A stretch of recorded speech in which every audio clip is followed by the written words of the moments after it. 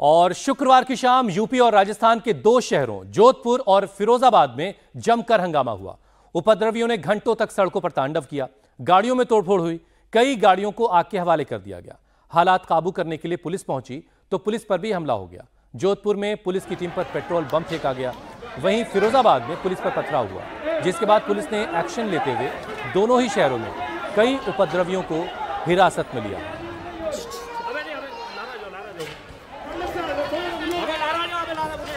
तो paper leak को लेकर के एक तरफ एजेंसीज एक्शन में है तो छात्रों का गुस्सा, नाराजगी भी देखने को मिल रही है।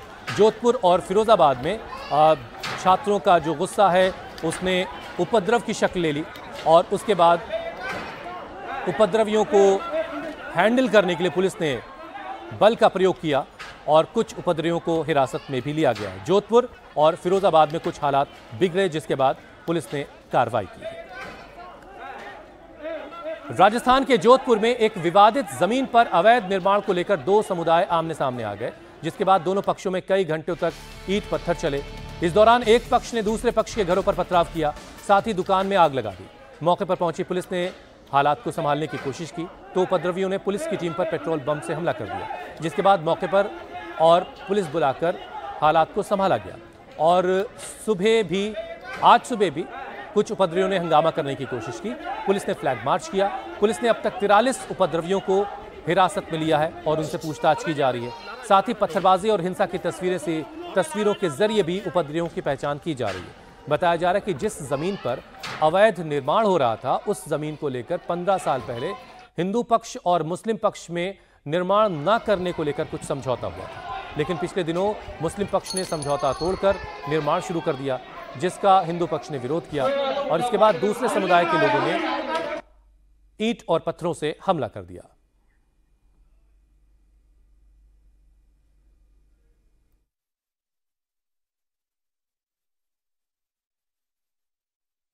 जिस इलाके में पथराव हुआ है उस इलाके में पुलिस एक बार फिर से आई है। देखिए, लोगों को खदेड़ रही है।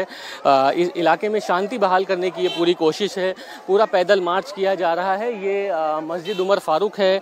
यहाँ पे इन लोगों का कहना है कि इनके घरों पे पथराव हुआ है, इनके घरों में तोड़फोड़ हुई है, इसी वजह से यहाँ पर इतना ज़्यादा हंगामा हुआ है, लेकिन कोई सुनने वाला नहीं है। लोगों का कहना है कि अलग से पथराव हुआ है, इनके लोगों गिरफ्तारी हुई। हालांकि 43 लोगों को फिलहाल अभी गिरफ्तार कर लिया है। ये मुस्लिम बाहुल इलाका है और इसी जगह से ही शुरुआत हुई पत्थरबाजी की। इन लोगों का कहना है कि जम के पत्थरबाजी हुई है। 43 लोगों को गिरफ्तार कर लिया है इस पूरी कार्रवाई में और उसके बाद अब पुलिस लगातार सुबह से गश्त कर रही है ताकि इन लोगों को यहाँ पे समझाया बुझाया जा सके और किसी तरीके से लॉ एंड ऑर्डर की सिचुएशन ना बिगड़े। जिस तरीके से रात का मंजर था उस तरीके से यहाँ हालात ना हो, लिहाजा पुलिस पूरे इलाके में पैदल मार्च कर रही है। भारी पुलिस बल यहाँ पर तैनात किया गया है और जम के यहाँ पर हंगामा रात को हुआ और एक बार फिर से लोगों में नाराज़गी है कि इनके लोगों को गिरफ्तार किया गया है, इनके घरों में तोड़फोड़ हुई है। लेकिन दोनों पक्षों का कहना है कि जो है शुरुआत जो है यहाँ से पत्थरबाजी की हुई। विवाद पहले दो लड़कों का था, उसके बाद ये ज़मीन का विवाद हुआ और विवाद इतना ज़्यादा बढ़ गया कि दो पक्षों में हंगामा शुरू हो गया और हंगामे के बाद स्थिति ऐसी हो गई कि स्थिति पूरी तरीके से बेकाबू हो गई। इसमें पुलिस के ऊपर भी पथराव जम के हुआ है, पुलिस वालों को भी चोटें आई हैं। पुलिस ने कार्रवाई करते हुए 43 लोगों को गिरफ्तार किया है। फिलहाल और लोगों की तलाशी ली जा रही है। यहाँ पर पूरा पैदल मार्च किया जा रहा है इलाके में, लेकिन लोग घर से बाहर निकल रहे हैं। आप देख रहे हैं मस्जिद के पास ये पूरा इलाका जो है। और अब इन लोगों को समझाने बुझाने के लिए पुलिस ने भारी पुलिस बल बुलाया है ताकि किसी तरीके से इलाके में दोबारा से अशांति ना हो। सूरसागर इलाके में इस वक्त बड़ी संख्या में पुलिस बल को तैनात किया गया है। पुलिस गलियों और चौराहों पर गश्त कर रही है। शुक्रवार की रात जो कुछ हुआ उसके बाद कई लोगों को हिरासत में लिया गया है, उनसे लगातार पूछताछ की जा रही है। क्या मामला हुआ था और किस मामले को लेकर? पुलिस थाना सूरसागर में शाम के करीब 6-7 बजे के आसपास जो है पथराव की सूचना मिली। उसके बाद पुलिस मौके पर पहुंची।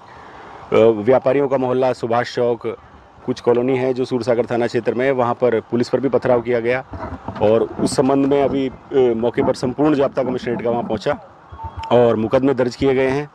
और जिन लोगों ने पुलिस के ऊपर पथराव किया है या धार्मिक भावनाओं को भड़काने का प्रयास किया है उनको दस्तयाब कर थाने लेकर आए। और इस बार और आज़ाद अपडेट के लिए मनीष भट्टाचार्य इस वक्त हमारे साथ जुड़ चुके हैं। मनीष, अब ग्राउंड पर ताज़ा सूरत हाल क्या है? देखिए फिलहाल अभी शांति बनी हुई है क्योंकि पुलिस पैदल मार्च कर रही है लगातार और उन लोगों को चिन्हित करने की कोशिश की जा रही है जो देर रात को पथराव कर रहे थे। हालांकि 43 लोगों की गिरफ्तारी अभी हो चुकी है।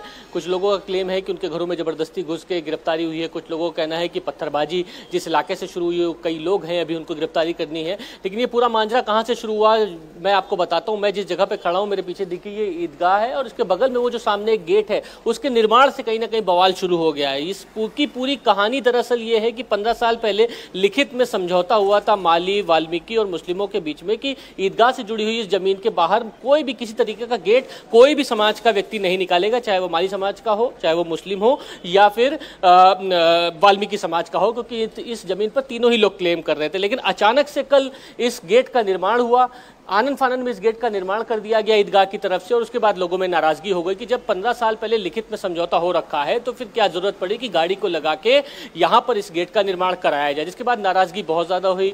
2 दिन पहले 2 नाबालिग लड़कों में लड़ाई हुई थी 2 पक्षों में, उसका भी एक कहीं ना कहीं गुबार भरा हुआ था। जिसके बाद अशांति इतनी ज्यादा हो गई कि शाम को जम के पथराव हुआ है, आंसू गैस के गोले छोड़े गए हैं, दुकानों को जलाया है, गाड़ियों को जलाया है, पुलिस को पत्थर मारा है, लोग घायल हुए हैं। इस पूरे कश्मकश में 43 लोगों की गिरफ्तारी हुई है और सुबह से अब पुलिस उन लोगों को चिन्हित कर रही है जिन्होंने पथराव शुरू किया, क्योंकि वीडियोग्राफी में उनके चेहरे कैद हैं, उनकी धरपकड़ की जा रही है।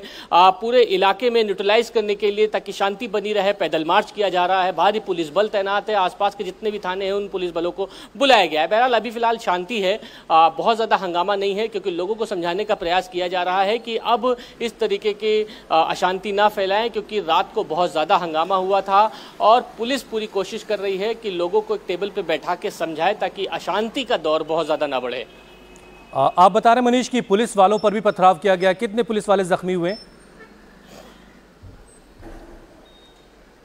देखिए एसीपी, कुछ कांस्टेबल्स, 1-2 एसएचओ जिनको पत्थर लगा है वो घायल हुए हैं। राजेंद्र दिवाकर है जो अभी कुछ देर पहले हमारे साथी थे, उनके चेहरे पे पत्थर लगा है जिससे उनको चोट लगी हुई है। छिटपिट चोटें आई हैं, कुछ लोगों को भी चोटें आई हैं, दोनों ही पक्षों के लोगों को चोट आई है।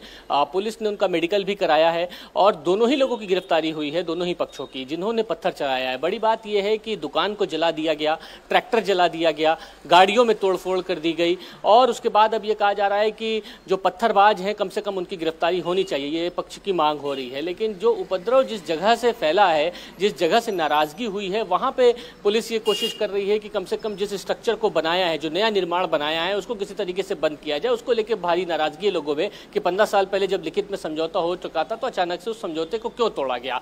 इस नाराजगी को लेकर ही दोनों पक्षों को बैठाया जा रहा है, उनको मान मनोवल का दौर चल रहा है।